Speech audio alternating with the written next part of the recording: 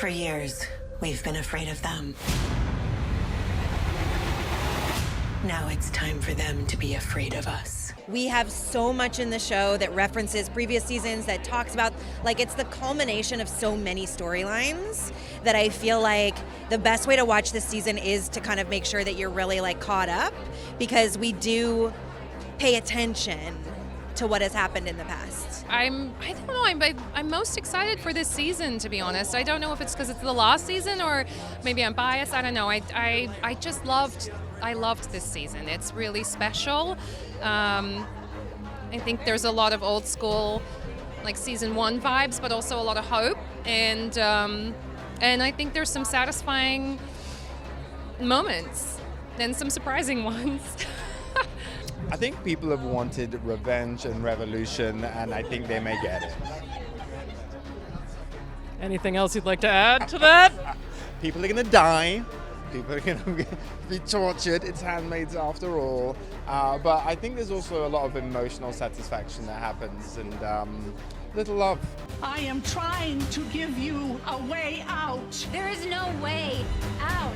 Aunt Lydia, I have so many feelings about her, but I can only imagine the feelings that you have for her. Yes, I have come to love her so deeply. I was taken with her from the season 1, but having the privilege of spending 6 years with her, learning from her, coming to know her, her coming to know me, it's been a wonderful relationship, and I couldn't be more grateful. I mean that. We waited. We've waited long enough. We've been through the trials and terrors of 8 years of seasons, 6 seasons, but 8 years, and we're ready. We've been through enough with these women. We've seen the lowest of the low with them. We've seen that they pick themselves up every single time, and I think we're ready for them to finally stand in that power and really embrace it, and yeah, I think we're ready for that. I think that fans are going to get so much more than they could ever expect, and then some. The people that you think that you could trust aren't necessarily the people that you can trust. Yeah, which is scary. It's scary. I remember reading through scripts being like, no, oh no. So yeah, not everyone is a hero in Gilead, and not everyone is a villain. This season in particular is the culmination of 8 years of our hard work, and the writers and our fearless leader, Lizzie Moss, who's directed the first 2 episodes and the last 2 episodes of the show, have put their heart, sweat, blood, tears, and well, hopefully nobody was bleeding, but we had the red dresses, so it's a good fair. Yeah. It's been an honor, a privilege, a joy. It will be a part of my legacy as an actor, and I am just so lucky to have been a part of it.